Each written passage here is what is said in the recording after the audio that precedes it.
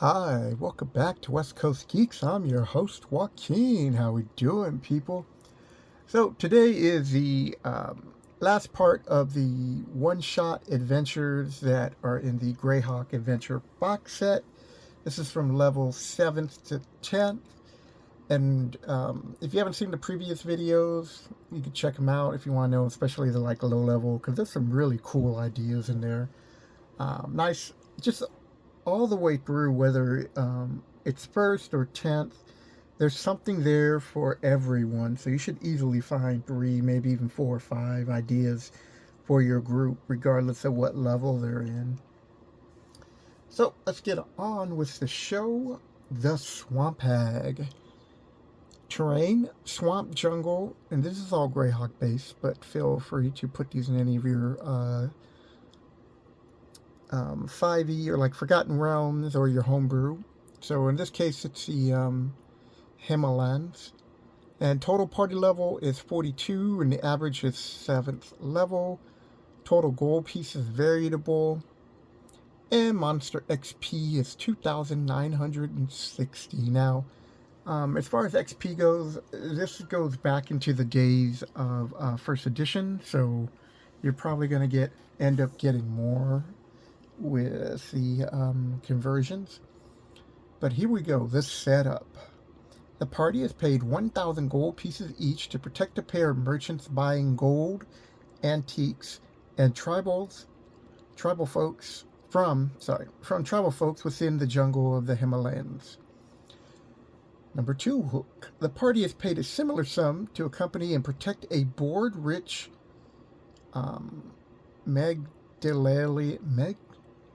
a noble who wants to do research as sages do. If I get stuck on a word, folks, I'm just going to go right on by it. On the people of the Hepamalans? Anybody, please put a pronunciation key for me. I don't even know if you guys can see that one. Alright. Maybe right there on the top? Maybe. Anyways, it's not really coming in that. But if you do, I would appreciate that. And then the last one is the PCs are searching for fabulous treasure learned of from a contract. Learned of from, that's weird. Learned of from a contract or map. Why don't they just say from a contract or a map? Or the party learned from a contract, whatever. Deep within the streaming jungles. In all cases, the immediate setup begins with the party surrounded by a group of Hepamolan tribesmen who politely ask for help. So, you got the first hook, you got some merchants. You got the second hook is a rich merchant. So, first two hooks are merchants, and then the third one is that a group of tribesmen found a map and they want to split the treasure with the adventuring group.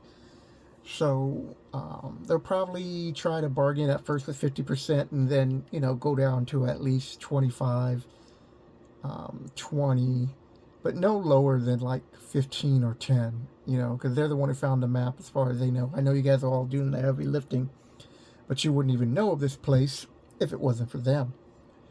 Or this could just be a random encounter in the swamps, sorry, where they just stumble onto this. And you could be on the other side of a river bank, and you can have them make a perception check, and it looks like an area of a cave's been hidden off, and so you leave it at that. Most player characters will want to go investigate this. An invitation to assist. Because these are the last ones, here's a little DM's tip. To begin with, the PCs are entering swamp and jungle terrain. It's very hot, it's very humid. You can apply the rules from the Wilderness Survivor Guide here for wearing armor and fatigue and the like. If you do not have this book available, use a simple rule of thumb. Nothing bulkier than leather armor is tolerable in the jungles. Anybody wearing anything heavier will kneel over from heat stroke in a very short order. So you don't have to go that extreme, but you can start placing some levels of exhaustion for those people who are in anything heavier than leather armor. So the big villain in this is the swamp hag. So basically a green hag, or you can even, depending on what you want to do with this, you can even run like a sea hag, or this could give you a chance to create your own hag, which is, you know, a river hag. But basically it's a sea hag.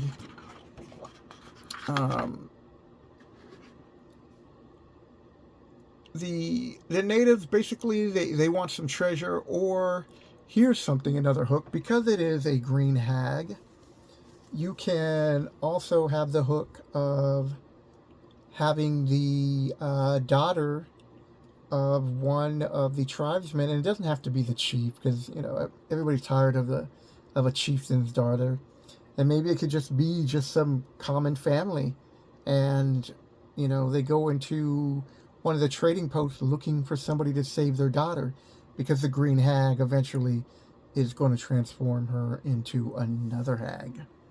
All right, so that's cool. I like that one. All right, the Sunken Temple. Terrain, heals, total party level 42, average 7th.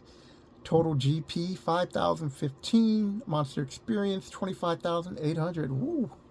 Here's one for you. Alright, the PCs are approached by retired adventurers who have a bona fide treasure map for sale at the bargain price of 10 gold pieces. If the players try to haggle with that, just stay firm. I mean, God, 10 gold pieces. Don't be cheap, people. The map shows the location of the entrance of a subterranean temple. Here's a chance to build up your lore. At one point, this was a temple to one of the sea gods. Maybe it's a river god. Maybe this temple wasn't always sunken, or wasn't sunk. So this gives you a chance to really go to town and build something up. While the PCs are traveling in the wilderness, an aged hermit offers to show them an entrance of a long-forgotten subterranean temple. Again, the hermit might just be curious of what's in there, or the hermit has seen the Yuan-ti come in and out and wants them to be dealt with because he's found this nice little area and he enjoys living there without living in fear of the Yuan-ti. In both cases, the retired adventurers or the hermit have been charmed by a spirit nag to lure low to medium strength adventuring parties to the temple for it to sacrifice or feed upon. Now, if you are a player just watching these and you enjoy these, and your DM uses something similar to this, don't be like, oh, this sounds like blah blah blah. You know, don't be that guy. You know, just go along with it, enjoy the ride, and you know, as a DM, any of these adventures right here, I would always tweak, but I do like this twist of a spirit nag. And so, you have a spirit nag, you have the Yuan-ti, and you have the sunken temple. You know, there's so much you can do with this. And these maps right here, these simple little things, you can always expand a few more rooms, tweak it a little bit. Don't get too crazy, because remember, these are like little one-shots. So basically, these are meant to be dealt within anywhere between a 3 to 4 hour session. Let's see if there's any cool, interesting notes for the DM. The temple is located at the far end of a narrow gorge. The gorge is thick with vegetation. There's clearly defined tracks running up to a cleft left in the rock face at the end of the gorge. The cleft turns and leads into a large cave. So, you know, they're going to go into the cave, and then there's some river source that has sunk in it. Again, there's so much you can do with all of these. All right, here's something, the Ghost Ship. I've actually run this adventure several times with different groups, and they've always enjoyed this type, but mostly because it's usually on a wandering monster table for the sea, where there has been a legend that one of the sailors talks. They go, "Oh, we're passing over Captain So-and-so's ghost ship. And legend has it that this ship was sunk by blah, blah, blah, blah, blah. But that the treasure still remains down there." So that's my version. That's what I've used. But let's see what they've done. The setup. The PCs are acting as a carrier for deliverance of a magical item from Greyhawk to Onawal. This allows the adventure to be coupled with the Prisoner of Zender adventure. And the PCs are employed to provide protection against pirate vessels taking weapons to Onawar for the defense of the Iron League. The lair. The setting for this adventure is a sunken wreck that lies in somewhat of 140 fathoms of water off the southern coast of the Bright Desert. So that gives you your location. The ship the PCs travel in, keep close to the northern border of the Sea of Gernat, wary of pirates of the Pomger coast. And so, you know, you can always have pirates attack them, and the slave lords, or running a minor slave lord, lower level NPC. And it's just a good way to add lore. An appeal for help. This is how you actually get... This is supposed to hook the player characters even further. A PC on watch at night if necessary, or who a sailor on watch notices something and gets the attention of one of the PCs. But if they happen to volunteer to watch at night for whatever reason, say they're like an elf and they're meditating and they just choose to be up on top, you can use this. A PC on watch at night if necessary uses prior nighttime encounters with the Swagwin, so you can have an attack, a minor attack. So this keeps the players on guard, which would be an excuse to keep one of them at watch. To ensure that the PCs do not stay on watch on... Wait a minute. To ensure that PCs do stay on watch on night. So, like I said, suddenly hear a voice from a foot or so behind them. The voice rasps in a gravelly, deathly tone. "Don't turn around, landman. You don't want to clap eyes on me." Something like that. You don't want people to see you with white hair and eyes. Oh, I'm supposed to read that voice. Okay, so you can take it from there. Basically, there's a ghost captain, and the adventure will take place further down below. So there should be somebody on board who has either potions of water breathing or some type of magical device to loan to the player characters to assist them on the adventure. Usually the potion of water breathing should be enough. Alright, the Griffin Hunt. Terrain, desert, mountains. Average party level 42. Total party level 42, average 7th. Gold pieces variable. Monster XP 4,520. The PCs learn from an animal trainer that griffins nest in the hills, ringing the Bright Desert, and their eggs are highly valuable, 2,000 each. If you have a druid in the party, they're really not going to go for this. So you can also turn this around to... the druid hears about this and can go there to try to protect them from poachers. So that's another angle you can use on this. But if there's no druids, here we go, griffin hunting. The PCs hear ruins of a ruined city in the bright desert, which the Flan nomads might speak of for a price. Its rumor contained emeralds beyond price. This is all lies, but to get the PCs into the area of the adventure? Yeah, like I would never do that. And insert Eric laughing. I threw that in just for you, just for kicks. Alright, so the lair. The nest of the griffins are in a hill surrounded by the bright desert. It's possible to get them by traveling through the Naris Pass and across some 40 miles of the desert. The griffins nest within a small cave complex of a plateau area, as the map shows. However, the PCs are in for some excitement before they get there.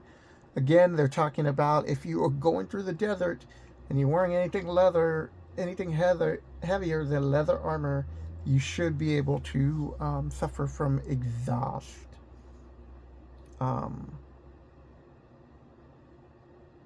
Here's something interesting that I forgot about. The shark fishermen. The PCs see a strange boat gliding along the sands towards them.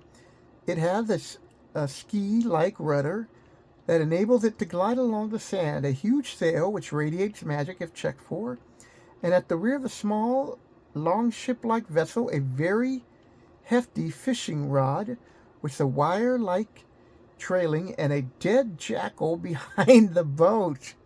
Yeah, that's crazy. That's something I would think of. It's pretty cool. I like it. The vessel stops suddenly, and the men inside greet the PCs cheerfully.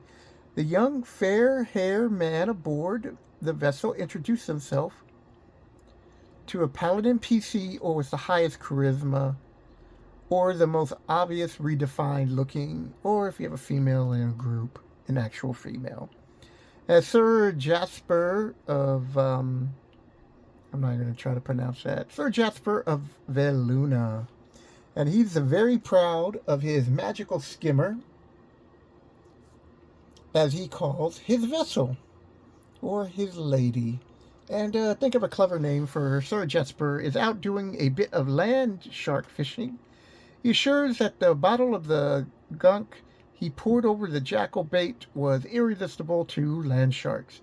Sir Jasper is a typical Velunus knight. A ninny? No, he hasn't been... What the heck is this? Why would they even put it like this? Sir Jasper is a typical Velusan knight. A ninny? And who even uses that word anymore? No, he has not been land shark fishing before. If it really that dangerous? Fortunately, the dark middle-aged Flan nomad with him, Muhara Haradin, is a more practical, sensible man, so he'll pop up later. And he's quick to pick up a conversation. I gotta read the rest of this. This is just too intriguing, and I know I stop here. Some of you have some questions. It's all right. He's a complex twerp, but his gold is good. So he's going to have a private conversation out of Pete, most of the group, but he's going to try to choose a rogue if he can on this. Everybody knows there aren't any land sharks around here. Obviously a cue for the land shark to arrive. The massive thing bursts through the sand, and it attacks PCs as Sir Jasper and Muhar leap back in their boat, and then gives descriptions. They actually created a similar land shark back in the days for my homebrew campaign, and I probably was inspired by this land shark back in the days, back in the 80s when I was playing this.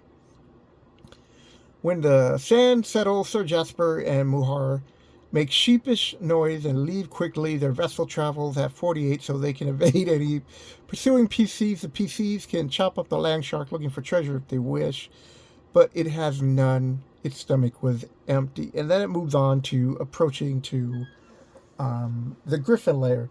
So basically, if you are looking to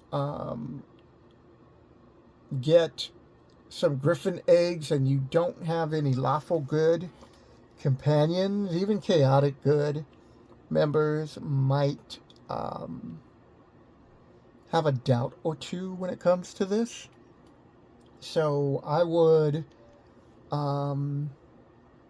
if you would like the player characters to have the eggs, have mana cores attack them, where maybe they save the last mother, but maybe they can't, and now they're left with the eggs and the young griffins. And use this type of adventure only if you need your player characters to fly somewhere. This is pretty much going towards end of the campaign type adventures, unless you don't mind your player characters just flying everywhere on griffins. Alright, we're almost done, people. Here's the Prisoner of Zender. So we heard about that from one of the other little one-shots. It's in the shoreline, so it's a tower adventure, so anywhere by the sea. Party level 54, average 9th, total gold pieces 10,000. Monster XP 17,000. The PCs are hired by a local mage guy to deliver a magical sealed casket with a cloak of displacement inside to an important unnamed customer. Excuse me. The location of the tower on the cliff overlooking the port of Scant is given. The players better not make off with the item or else ever tried evading 25 angry invisible stalkers. There's something. A major NPC is affected with a magical curse that prevents him from defending or attacking in hand-to-hand combat. He is going to see Big B, the Archmage, a very distant relative. To have the curse removed, he obviously needs guards and employs the PC for the trip. The lair. Big B has not agreed to any meeting at his place, although the location of the shop is known.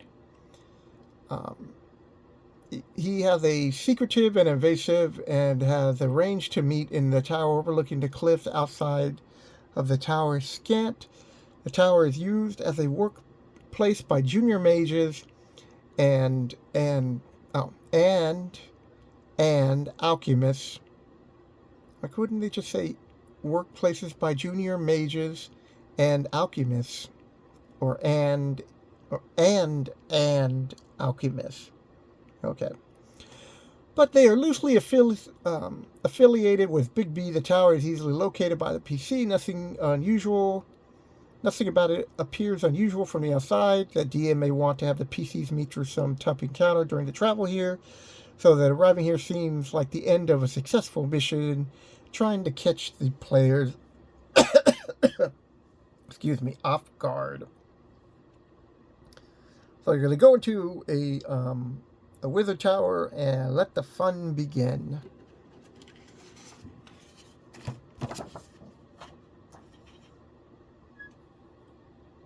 Alright, wait, is this the last one?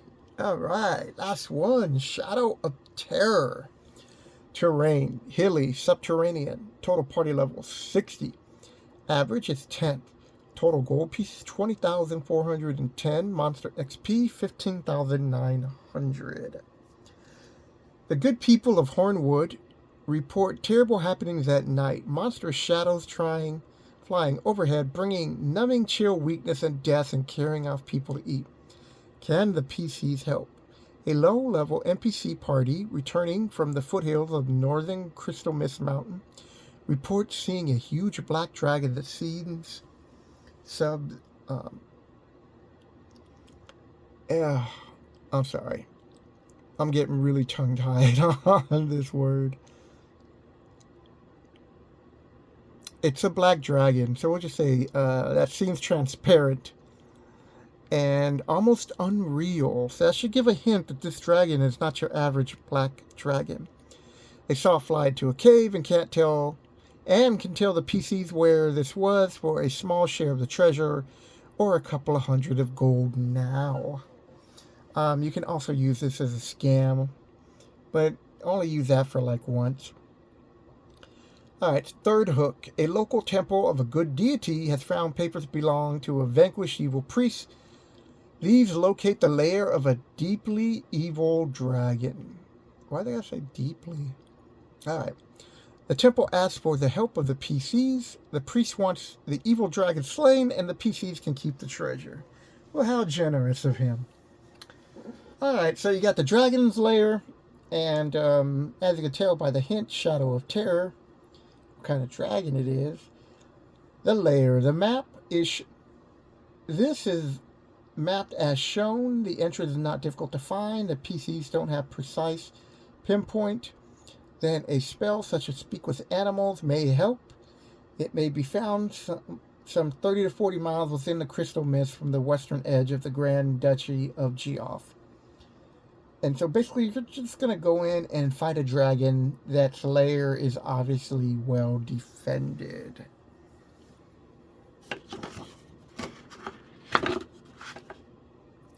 And once they get inside, like I said, you've got a hint that something is unusual about this black dragon. And so there will be several creatures that are appropriate. You don't need a cleric on this adventure, but if you have one, it'll probably be a little bit easier on some encounters. And also, I would take the time to add maybe a few more, depending on the level of the PCs, and to just spice it up, add more undead than they have in there. So that's it, people. I mean, aside the city of Greyhawk, and there are adventures ideas in this box set, which I think I'm now going to go over. This was nice back in the days. When I got this, me and my group were so excited. We just played this all summer. It was nothing but Greyhawk event. I mean, we were already playing the Greyhawk campaign to begin with, but we were just playing stuff out of this Greyhawk box. And we had a whole bunch of fun, and I hope you do. So hopefully you're able to take these ideas, turn them into your own. Remember, these are one-shots, so just, a couple of pages, and you're off. And look at the map designs, tweak them, make them your own, and have fun. So with that, people, I hope you guys are having a good week so far. Take care, and I'll catch you later.